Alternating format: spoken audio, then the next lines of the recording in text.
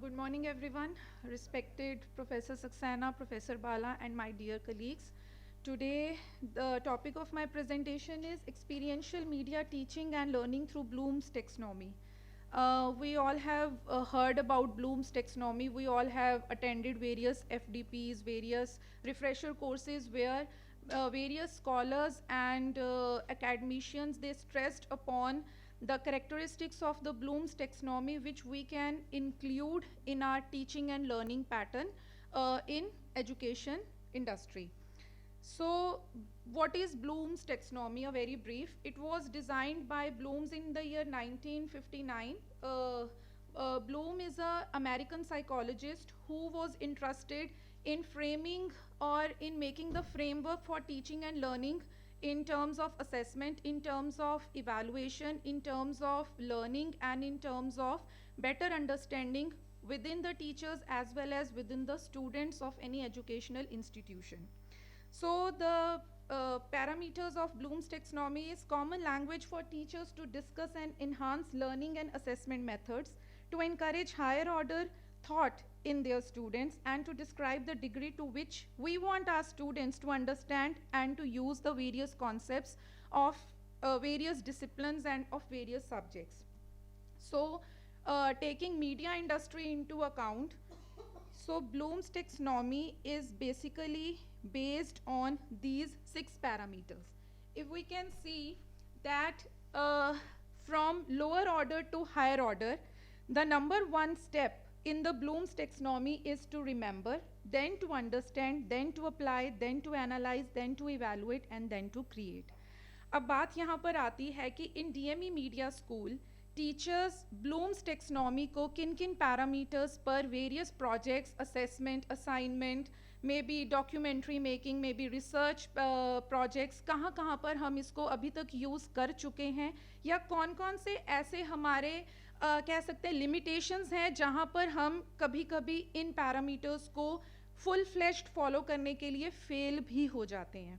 सबसे पहला मुझे लगता है कि लिमिटेशन रहता है कि हमें एक टीचिंग सेमेस्टर में kind of 48 to 50 lectures, 52 lectures complete करने होते हैं, but due to various circumstances कभी कभी हम उस लेवल को अचीव नहीं कर पाते हैं. अगर हम रिमेम्बरेंस की बात करें, हम टीचर्स क्या करते हैं, पहले दिन अपनी क्लासरूम में गए, हमने सिलेबस ओपन किया, हमने स्टूडेंट्स को ब्रीफ किया कि पहले दिन में हम इस सिलेबस में आपको 4 यूनिट्स में ये टॉपिक करवाएंगे, हम इस पैटर्न पे चलेंगे, यूनिट 1 में ये इंक्लूड होगा, यूनिट 2 में ये, यूनिट 3, यूनिट 4. यही एक हमारा पहले से 2 दिन का पैटर्न रहता है जहाँ पर हम अपने स्टूडेंट्स को फैमिलियर करते हैं एक पर्टिकुलर सब्जेक्ट के लिए. देन उसके बाद अगर हम बात करें अंडरस्टैंडिंग की, अंडरस्टैंडिंग स्टूडेंट्स को कब होगी, जब हम रिमेम्बरेंस का जो फेज़ है उसको क्लैरिटी के साथ, उसको एक अचीवमेंट, लेवल ऑफ अचीवमेंट के साथ उसको अटेन कर पाएंगे. से फॉर एग्जांपल एक रिसर्च सब्जेक्ट की बात करती हूँ, मुझे लगता है कि रिसर्च इस टाइम पर ग्रेजुएट लेवल के स्टूडेंट्स के लिए काफ़ी चैलेंजिंग सब्जेक्ट रहता है. इंटरेस्ट क्रिएट करना, रिसर्च टूल्स और मेथडोलॉजीज़ को अडॉप्ट करके अच्छे तरीके से एक वैल्यू एडिड रिसर्च प्रोजेक्ट को लेकर आना एक थोड़ा सा डिफ़िकल्ट टास्क रहता है, both at teachers level as well as at students level. अब रिमेम्बरेंस की अगर हम बात करें तो ब्लूम्स कहते हैं कि हमें नाउन्स को ना यूज़ करते हुए कुछ ऐसे हेल्पिंग वर्ब्स को यूज़ करना चाहिए स्टूडेंट्स की रिमेम्बरेंस को इन्हांस करने के लिए, जहाँ पर डिस्क्राइब, डिफाइन, कंसेप्चुअल लेवल की जो अचीवमेंट है वो स्टूडेंट्स को मिले. से फॉर एग्जांपल अगर हम बात करें डिफाइन रिसर्च, जब तक वो रिसर्च के वर्ड के साथ फेमिलियर नहीं होंगे तब तक वो रिसर्च को डिफाइन भी नहीं कर पाएंगे. अगर हम प्रिंट जर्नलिज्म की बात करें, फिल्म एप्रिसिएशन की बात करें, सिमिलरली फिल्म एप्रिसिएशन एक बहुत ही वेग कॉन्सेप्ट है. हर चीज़ के लिए एप्रिसिएशन वर्ड हर एक इंसान के लिए एक अलग अलग डेफिनेशन को डिफाइन करता है. तो कॉनोटेशन और डेनोटेशन वर्ड्स का डिफरेंशिएशन जब तक स्टूडेंट्स नहीं समझेंगे तब तक उनका जो रिमेम्बरेंस लेवल है एक कॉन्सेप्ट को समझने के लिए वो वहाँ तक उसको अचीव नहीं कर पाएंगे. सारी जो ब्लूम्स टेक्सोनॉमी है वो हेल्पिंग वर्ड्स के ऊपर डिपेंडेंट है एज़ कम्पेयर टू नाउन्स, जहाँ पर हम कोशिश यही करते हैं कि हम स्टूडेंट्स को जल्दी जल्दी सिलेबस के साथ फेमिलियर करवा के अपना यूनिट 1, 2, 3, 4 की सारी पीपीटीज उनके सामने हम रख दें। हमारी असेसमेंट के टाइम पर भी ये कोशिश रहती है कि हम इन सब चीज़ों को फॉलो करें, but at certain point of time हम कभी कभी चीज़ों को बिल्कुल 6 स्टेप्स को फॉलो करने के लिए कभी कभी हम उस तरीके से नहीं उन सब चीज़ों को हम अचीव कर पाते। अंडरस्टैंडिंग वर्ड कब होगा? अब रिसर्च वर्ड का हमने उनको डेनोटेशन कॉनोटेशन दोनों मीनिंग समझा दिए, बट अंडरस्टैंडिंग तब उनको आएगी जब वो रिसर्च प्रोजेक्ट का जो इम्पोर्टेंस है, एक रिसर्च टॉपिक का जो इम्पोर्टेंस है, उसको वो लेकर आएंगे। फिल्म एप्रिसिएशन की बात करें, देवदास 3 बनी है, ठीक है, KL सहगल की भी बनी है, दिलीप कुमार की भी बनी है, शाहरुख खान की भी बनी है। अंडरस्टैंडिंग तब आएगी जब वो KL सहगल के भी डायलॉग पैटर्न को समझेंगे, दिलीप कुमार के डायलॉग डिलीवरी को समझेंगे और उसके बाद शाहरुख खान को देखेंगे। तब उनके दिमाग में अंडरस्टैंडिंग आएगी कि ओके 50s की, 30s की और 2000 की देवदास के फोटोग्राफी में, प्रोडक्शन में या करेक्टराइजेशन में क्या क्या डिफरेंसेस थे। घर वही है, बंगाली स्टाइल वही है, करेक्टराइजेशन वही है और देवदास नावल की पूरी स्टोरी भी वही है, बट अंडरस्टैंडिंग तभी आएगी जब सीन टू सीन वो उस चीज़ को डिपिक्ट करेंगे। एप्लीकेशन तब आएगी जब हम अपने लेवल पर एक ऐसा स्ट्रीट प्ले शो करेंगे जहाँ पर हम देवदास का शो अपने स्टूडेंट्स में इनकलकेट करने की या करेक्टराइजेशन को इनकलकेट करने की कोशिश करेंगे। जब तक वो फिजिकल मोड में, प्रैक्टिकल मोड में इन सब चीज़ों को अप्लाई नहीं करेंगे, कहीं ना कहीं एप्लीकेशन फॉर्मेशन की कहीं ना कहीं कमी रहेगी ही रहेगी। सिमिलरली जैसे हम STR में करवाते हैं, हम प्रिंट जर्नलिज्म में, इवन कोविड के टाइम पर भी ट्रेनिंग के लिए अगर स्टूडेंट्स नहीं जा पाए तो हमने एक मैगजीन डेवलप करवाई, ऑनलाइन ही वो रिपोर्टर्स बने, ऑनलाइन उन्होंने एडिटिंग की, ऑनलाइन उन्होंने अपनी डिज़ाइनिंग की, and they were able to apply all those techniques through their dissertation process. Analysis is the most tricky concept within the graduate students, क्योंकि analysis और evaluation के बीच में उनको confusion रहती ही रहती है। Analysis तब करेंगे जब application तक पहुंचेंगे। All these steps are interrelated to each other. Analysis के टाइम पर हम भी जब स्टूडेंट्स को असेसमेंट करते हैं, हमारा एनालिसिस भी कहीं ना कहीं, कम्युनिकेशन की डेफिनेशन डेनिस मैकवेल ने एक ही दी है, बस सिंपल है कि किसी स्टूडेंट ने कम्युनिस्ट वर्ड यूज़ किया, किसी ने नहीं किया, तो यहाँ पर टीचर का एनालिसिस कहाँ पर जाएगा? उसको 5 में से 2.5 नंबर देने हैं या 5 में से 4 देने हैं, ये यहाँ पर एनालिसिस में डिफ्रेंसिएशन आता है। पर एनालिसिस तभी हो पाएगा जब उनके साथ एप्लीकेशन और अंडरस्टैंडिंग की जो डेवलपमेंट है वो क्लियर रहेगी।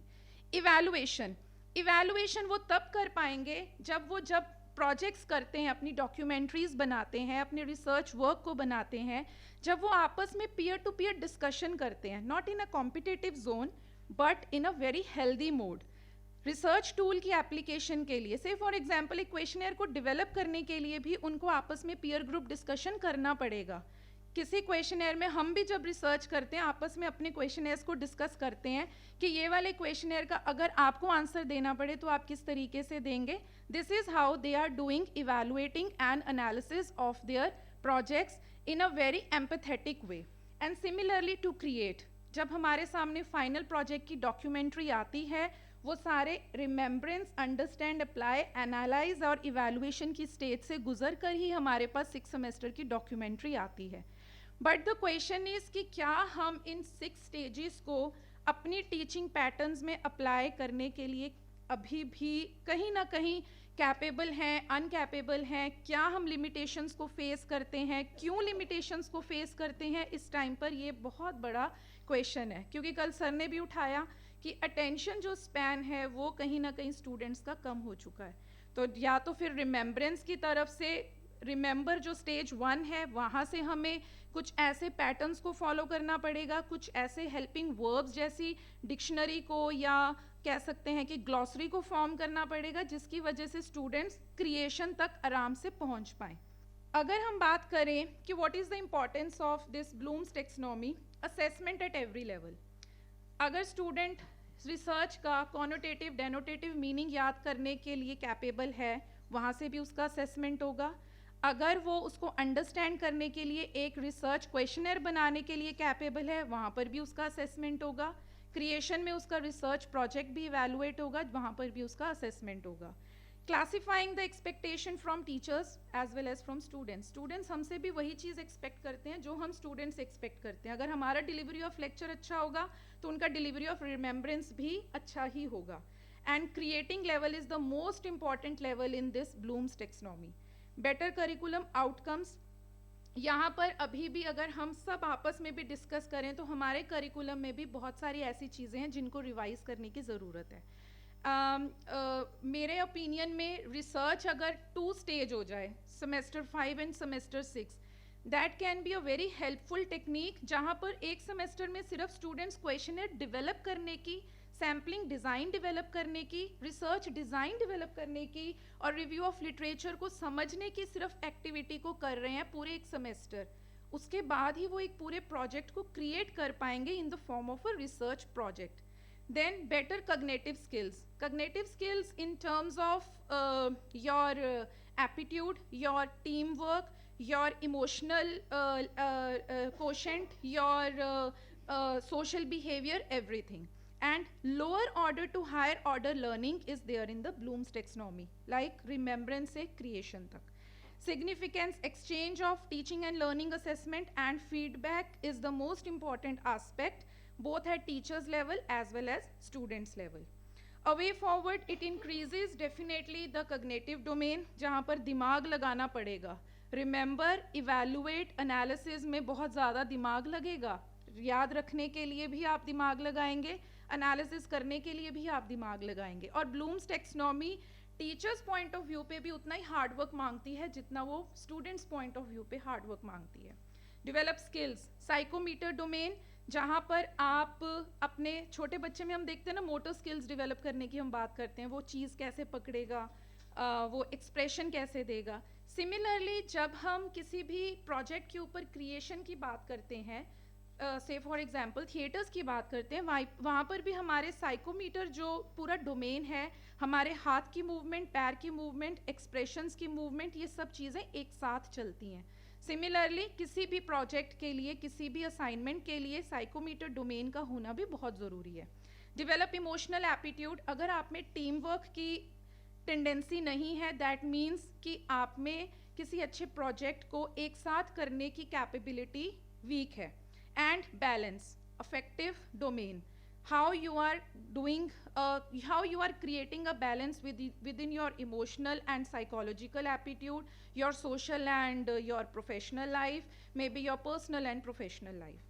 So these are the 2 links which I have included in my PPT, and that's all for the Bloom's taxonomy. I would like to add, teachers के पॉइंट ऑफ व्यू से तो हम फिर भी शायद इन स्टेप्स को फॉलो कर लें, कैसे इन सबको फॉलो कर पाएंगे, क्योंकि with the constant deadline we have, तो it is very difficult to make up these things. Students point of view से पहले दिन से ही उनको इन स्टेप्स के लिए, ये स्टेप्स 6 स्टेप्स बहुत मुश्किल स्टेप्स नहीं है. अगर आप अपने आप को इवैल्यूएट करो एज अ टीचर, आप रोज इन स्टेप्स को फॉलो करते हो, इंटेंशनली अनइंटेंशनली हम इन स्टेप्स को फॉलो कर रहे हैं. हैबिट ऑफ प्रोक्रेस्टिनेशन कि last moment. Exactly. So this can be, मुझे यही लगता है कि एक तो हमें जिस सिलेबस का जो हम ओवरव्यू उनको देते हैं ना, हमें उस सिलेबस के ओवरव्यू को देने का स्टाइल हमें चेंज करना पड़ेगा. हमें उसको एक एक्सपीरियंशियल लर्निंग के थ्रू डिवाइड करना पड़ेगा. हम क्यों पूरे सिलेबस का ओवरव्यू देते हैं, हम उसी क्लास को एक आइस ब्रेकिंग सेशन में चेंज करके सिलेबस के ही 2 या 3 ऐसे इंपॉर्टेंट टॉपिक्स को पकड़ के हम एक असाइनमेंट या एक ग्रुप एक्टिविटी क्रिएट कर सकते हैं, जहाँ पर स्टूडेंट्स को एक मोटिवेशन मिलेगा कि इस सब्जेक्ट में हम ये चीज़ करने वाले हैं. डेफिनेटली यहाँ पर टीचर का जो एफर्ट है वो ज़्यादा रहेगा, क्योंकि जो स्टेज 1 और स्टेज 2 है वही सबसे टीडियस जॉब है ब्लूम्स टेक्सोनॉमी की. बाकी 4 स्टेजेस को ओवरऑल स्टूडेंट्स और टीचर्स अपने आप अटेन कर लेते हैं. अगर हम यहाँ पर, अगर आपने क्वेश्चन पेपर जैसे हम बनाते हैं, हम हर क्वेश्चन पेपर में लिखते हैं support your answer with suitable diagram और विद सूटेबल एग्जाम्पल्स और या फिर define communication, what are the characteristics of non verbal and verbal communication. इसमें हम रिमेम्बरेंस और स्टेज 2 वाली जो अंडरस्टैंडिंग है उसको हम कवर कर रहे हैं। बस वही चीज़ है कि यहाँ पर जो रिमेम्बरेंस के वर्किंग वर्ब्स हैं उनकी हमें एक अलग से डिक्शनरी या एक अलग से हमें अपना 2 या 3 पेजेस का एक नोट तैयार करना पड़ेगा जो हम स्टूडेंट्स को पहले ही प्रोवाइड करके चलें, सो दैट उनमें एक क्यूरियोसिटी बनी रहे उस पर्टिकुलर सब्जेक्ट को लेकर। This is my opinion may be. Okay, thank you.